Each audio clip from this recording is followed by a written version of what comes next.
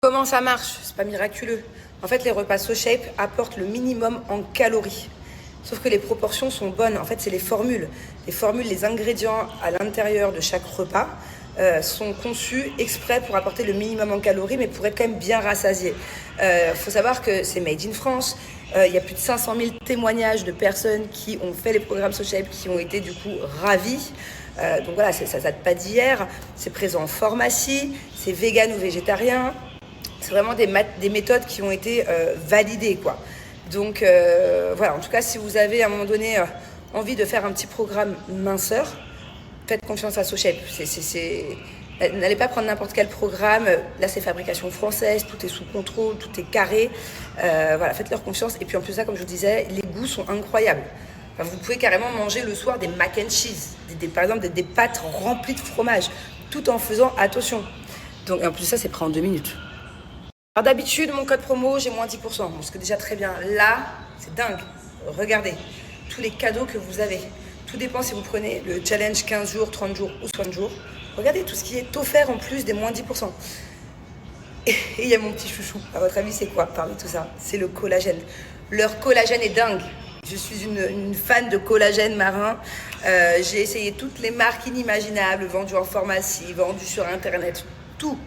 Leur collagène est extrêmement concentré, il est incroyable, et le goût surtout, le goût, parce qu'un collagène, généralement, ça sent le poisson. Hein. Je t'explique, tu bois ça le matin, t'as une mauvaise haleine toute la journée. Le goût de leur collagène, il est ouf. Donc voilà, rien que pour cette raison, le fait que le collagène soit offert, ça vaut grave la peine. Donc profitez-en. Oh bravo mon amour. Alors c'est quelle lettre ça? A, B, C, D, E, Oh. F, G, H, H. S, I. K, I. Mon amour, bravo. Bravo, t'as bien bossé pendant mon absence, hein? Aussi là. Oui, attends, je regarde. 1, 2, 3, 4. Bravo.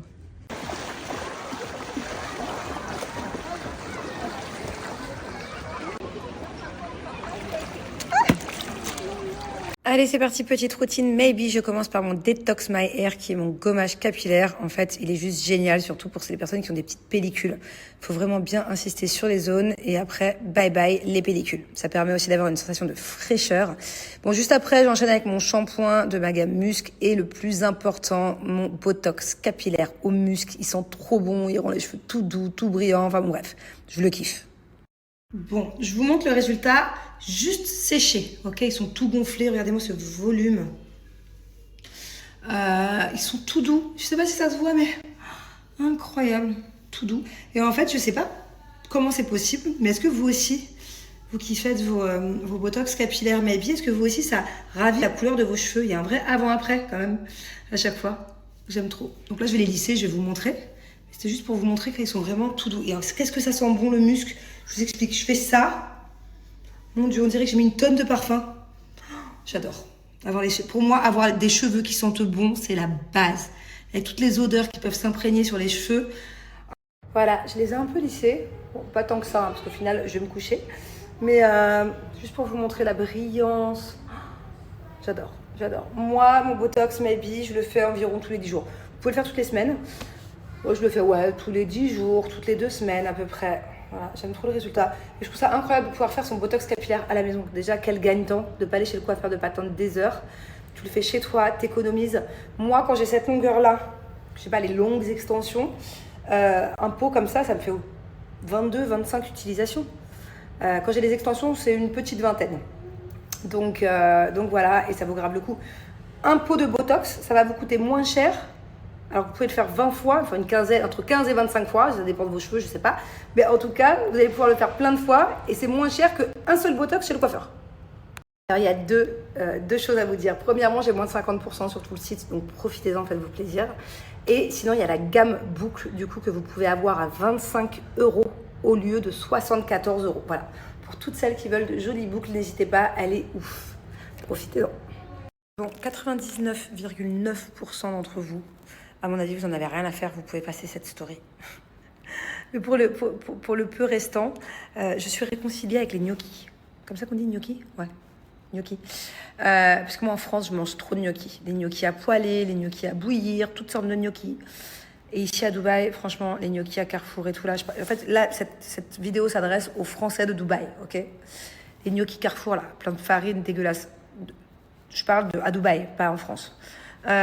Horrible, horrible. Je mangeais plus de gnocchis depuis 4 ans. Et ben ma belle-mère, elle nous a fait des gnocchis ce soir. Ils étaient trop bons. Et en fait, il faut acheter les gnocchis de la marque Spinaise. Trop bon. Elle les a fait bouillir, elle les a mis dans la sauce tomate. Les vrais gnocchis, quoi, comme quand tu vas dans un restaurant italien. Donc voilà, pour tous les Français de Dubaï, gnocchi, Spinaise. Arrêtez avec les gnocchis Carrefour dégueu. Bref, aujourd'hui, pas grand-chose à vous raconter. On est resté en famille. On est parti à la piscine. On a une grande piscine dans la communauté. On en a plein, mais celle-là, c'est la plus grande. C'était chouette. Jusqu'à ce que Thiago se mette à pisser le sang du nez dans la piscine. Il y avait du sang partout. J'avais l'impression que c'était fait attaquer par un requin. C'était très impressionnant. En fait, il a mis le doigt dans le nez ce matin. Donc, il a saigné du nez une première fois, une deuxième fois. Et, bref, ça n'arrêtait pas. Et là, il s'est pris le ballon. On jouait au volley avec papy. Et il s'est pris le ballon dans le nez. Mais ça lui a fait mal. J'ai vu qu'il était sensible. Oh, écoutez, en plus, il était loin. Maman, je sais. Dès qu'il saigne, je sais, maman, on dirait, il va tomber dans les pommes. Écoutez, ça pissait le sang. C'est tombé comme ça, il en avait partout sur le torse, dans l'eau. L'eau était rouge autour de lui, tout le monde regardait, genre, qu'est-ce qui se passe? Je vous jure, on aurait dit qu'il y avait un piranha dans la piscine ou un film d'horreur, vous savez, genre, mais vraiment, ça faisait film d'horreur. Comme si d'un seul coup, il y avait un animal suspect. Ou... Oh, mon Dieu, j'ai mis hyper longtemps à lui faire arrêter.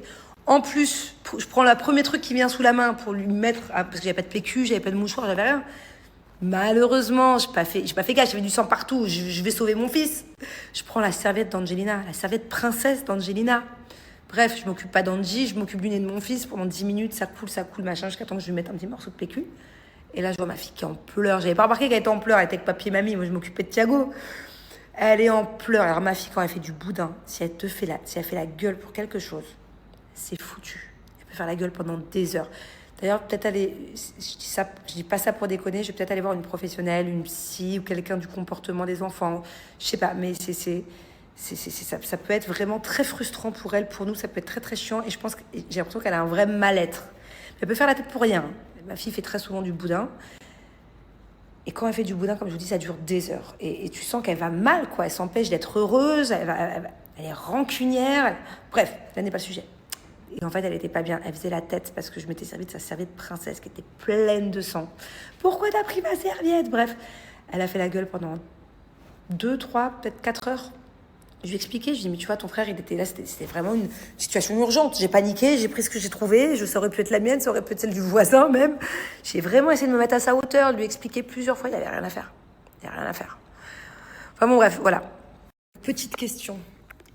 Est-ce que, moi, je commence même à douter, est-ce que ce n'est pas un léger, ou même un gros, trouble du comportement?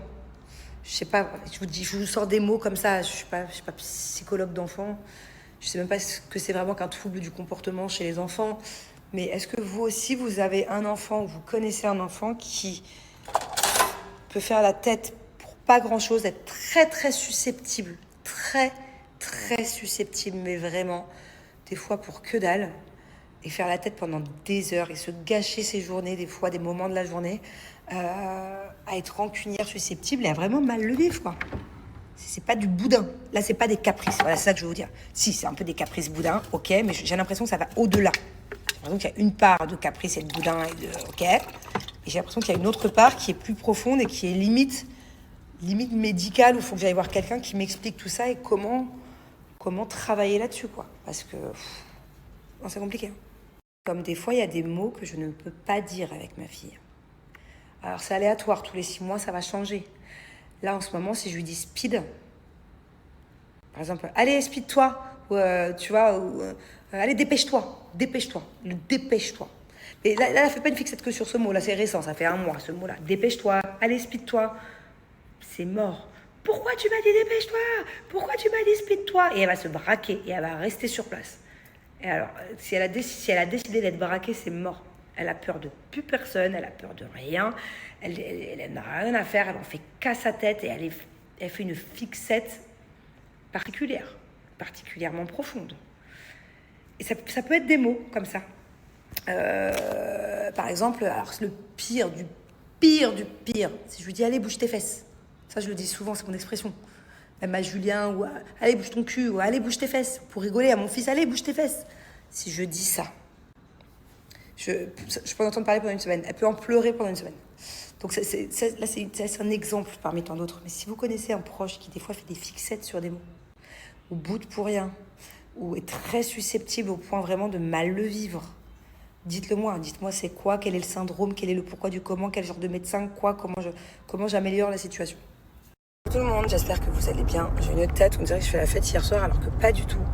Alors aujourd'hui c'est l'anniversaire d'une copine, on va le faire en two round. Je sais pas si je l'ai bien prononcé, je crois que oui. Aujourd'hui ça va être bateau, donc c'est pour ça que je suis un peu à l'arrache, pas maquillée, voilà. Avant ça je vais aller bronzer 1 heure ou 2 pas très loin du départ bateau. Et demain soir ça sera la soirée qu'elle a organisée, un petit truc sympathique. Donc voilà, la fiesta c'est demain, la bronzette pour aujourd'hui. Alors je vais vous partager, j'arrive plus à parler, ça fait 1000 fois que je le refais le snap, donc on va le laisser. Je vais vous partager quelques réponses. Hier je vous ai posé des questions par rapport à ma fille, par rapport à sa susceptibilité, son boudage. Et en fait j'ai eu plein de réponses complètement aléatoires. Et je pense qu'il y a pas mal de mamans qui peuvent être dans mon cas, qui l'ont été, qui peuvent l'être un jour. Je veux vous partager quand même. Pour certaines personnes, c'est tout à fait normal. Elle grandit, elle s'affirme. Et pour d'autres, il y a un souci. Donc bon, c'est un peu comme d'habitude. J'ai jamais, en fait, quand je vous pose des questions un peu comme ça, j'ai jamais noir ou blanc, quoi. J'ai jamais... c'est toujours très partagé, les réponses. Alors, j'ai reçu plein de messages comme quoi c'était de l'hypersensibilité. Le problème avec ce mot me dérange un peu. Parce que j'ai l'impression que c'est un peu un nouveau mot. Je sais pas comment vous expliquer. J'ai l'impression qu'en ce moment, on l'entend beaucoup par rapport à avant. J'ai l'impression que tout le monde... c'est un peu un mot un peu facile à mettre sur certaines choses. Moi aussi, il y en a beaucoup quand j'allais bien, pas bien, pas bien. Des fois j'ai le moral, des fois j'ai pas le moral. Il y a beaucoup qui m'ont dit que c'était l'hypersensibilité. Et j'ai l'impression que je le lis très souvent, ce mot, en fait. Donc au final, est-ce que le fait de l'employer un peu tout le temps, ça ne perd pas un peu de son sens ? Vous voyez ce que je veux dire ? Je sais que ça existe, les personnes hypersensibles. Mais est-ce que c'est pas à chaque fois le mot qu'on donne quand on sait pas trop quoi dire ? Je ne sais pas. L'hypersensibilité, ouais. Ouais, j'ai l'impression que c'est un peu un nouveau mot, ce truc, non ? C'est pas un peu... Non, je sais que ça existe depuis longtemps, mais... Vous avez compris, quoi. Ouf, ça peut être tout le monde. Tout le monde. Et encore, moi, vu que je suis sa meilleure amie, elle va me faire la tête moins longtemps que d'autres. Par exemple, son père, il y a 1 mois, il lui a dit t'es complètement zinzin. Mais c'est une expression, quand il dit ça, en plus c'est pour rigoler. Vous êtes zinzin, vous êtes fada, enfin c'est pas méchant. Elle a fait la tête pendant 1 mois. Des fois, quand elle voulait pas trop lui parler, je lui dis mais pourquoi ? J'essaie de comprendre. Je lui dis qu'est-ce qui se passe ? Parce que elle s'était très rapprochée de Julien et là il y a eu un moment où c'était un peu plus compliqué comme avant. Je lui dis mais qu'est-ce qui se passe ? Et elle est restée sur le fait, papa il m'a dit que j'étais zinzin. Mais ça a duré 1 mois cette histoire, 1 mois. Donc non, c'est pas qu'avec moi. C'est pas qu'avec moi. Et donc là ça peut être des mots, ça peut être des expressions sur lesquelles elle bloque. Il y a encore pas si longtemps, il y a encore 1 an, il y a 6 mois, 1 an, ça peut être d'autres choses. Si par exemple tu lui touchais le ventre, elle pouvait péter les plombs. À chaque fois ça change en fait. Ça peut être des gestes, ça peut être des paroles, ça peut être des... Je sais pas. Donc voilà. Du coup, peut-être que je retourne en arrière sur ce que j'ai dit. Hypersensible, ça dépend ce que ça veut dire. Parce que j'ai l'impression, comme je vous disais, que c'est une expression en ce moment qu'on met un peu à toutes les sauces. Mais effectivement, au sens propre du mot, elle est très sensible. C'est-à-dire que ma fille, si elle voit par un moment donné que je vais pas bien, elle le ressent mais fois 1000. Si elle voit que quelqu'un ne va pas bien, si elle voit que quelqu'un est en difficulté, ça va la toucher profondément. Donc effectivement, elle a au sens propre, pas le terme, parce que le terme, j'ai du mal à le cerner. On dit, oh, t'es hypersensible. Mais par contre, elle est très sensible, ouais. Je sais pas. De base, je suis d'accord avec toi. J'avais pas trop envie de me prendre la tête à commencer à lui faire voir des spécialistes, des psys, tout ça, même si j'ai absolument rien contre les psys, que je suis complètement pour quand il y a de bonnes raisons d'y aller. Et que même une psychologue d'enfant peut faire des miracles. Une fois, Thiago a vu une seule fois, ici. Il a eu une période à ses 2-3 ans où, je sais pas, il voulait absolument plus me quitter. Plus me quitter. Si je le laissais à moins de 5 mètres, il hurlait, il était pas bien. Il a eu une très courte période de quelques jours où il a fait une séance et après une séance, c'était fini. Tout était réglé. Tout était rentré dans l'ordre en une séance. Bon. Donc je ne suis pas contre. En fait, moi, ce qui m'embête, c'est que ça lui fait du mal. Ce qui m'embête, c'est que tout le temps qu'elle passe à bouder, elle ne fait pas semblant. Elle le vit mal à l'intérieur d'elle. Elle est triste. Et du coup, vu qu'elle boude assez régulièrement, je trouve que c'est beaucoup de temps gâché à être dans la négativité et à être triste ou frustré. Je trouve que c'est beaucoup trop de temps de sa petite vie à être dans ces émotions-là. C'est juste ça qui m'embête. C'est juste pour ça que je me dis, est-ce que je vais pas aller voir quelqu'un qui peut m'aider, le pourquoi du comment, parce que j'ai pas envie qu'elle passe plusieurs heures par jour à ressentir ce genre d'émotion. Je trouve ça tellement dommage. Ah, les vierges, les vierges, les vierges. Ça, j'en ai reçu des messages. Apparemment, vous les vierges, dites-moi si vous êtes vierge, ça coince, ça boude fort. Même adulte. Est-ce que c'est vrai? Est-ce que c'est pas tout simplement un signe de l'horoscope de la lune, des planètes alignées et de voilà. Non? Comment vous êtes, vous les vierges? Je connais pas d'autres vierges à part ma fille. J'ai pas l'impression qu'il y ait beaucoup de vierges sur Terre. Il n'y a pas beaucoup de gens qui sont nés au mois de septembre. J'ai l'impression que c'est un peu un signe où il n'y a pas grand monde. Je vais bientôt arrêter avec ce sujet, mais il faut sévir. C'est là, en fait, où ça cloche. Parce que plus je sévis, plus elle se braque.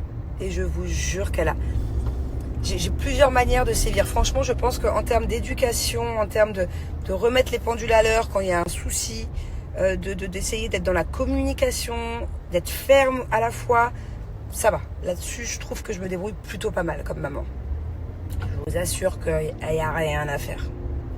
Quand elle a décidé de se braquer, tu peux dire ce que tu veux. Tu peux être ferme autant que tu veux.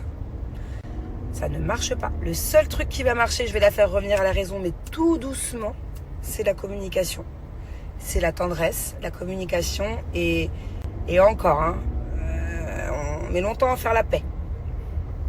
Donc ça sert à rien de sévir. Ça sert à rien. Là, tu vas me la braquer. Je vais la braquer. Parce que c'est pas toi qui vas sévir, c'est moi. Je vais la braquer fois 1000. Et c'est ça que je trouve hallucinant à 4 ans.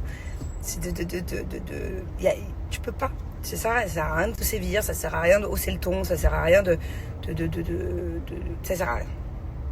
Alors, ma chérie, je ne te permets pas. Pour écrire ce genre de message, c'est très certainement que tu es mal élevé. Voilà. Mais j'ai pas envie de faire de la peine à tes parents. Parce que moi, mes enfants, plus tard, ils iront pas écrire des messages qui peuvent blesser ou qui peuvent faire de la peine à d'autres personnes. Parce que moi, mes enfants, dans leur éducation, je leur ai appris la bienveillance. Chose que tu n'as pas. Donc, c'est peut-être ton éducation à remettre en question. Et qu'est-ce que je voulais te dire? Une fessée n'a jamais tué personne, alors on évite quand même. Hein. On va éviter. Tu sais, en 2025, c'est pas forcément très bien vu les fessées. Et en plus de ça, je trouve pas que ce soit une bonne solution. Je dis pas que une fois tous les 36 du mois, une fois exceptionnellement dans une enfance, ça peut arriver. Je dis pas ça. Ça peut pas arriver. T'as compris quoi? Mais la fessée pratiquement à tous les coups, ça je suis pas d'accord du tout. Super, donc pas de communication. L'enfant fait une bêtise, fessée, et on arrête là. Et tu crois vraiment que ma fille va arrêter d'être susceptible pour une fessée? Pas du tout. Demain, elle me fait une crise de susceptibilité, je lui mets une fessée, je t'explique qu'elle fait la gueule pendant 2 ans. Hein. Elle reste bloquée, elle en a rien à foutre de la fessée. Hein. Par contre, là, ça va rester dans sa tête.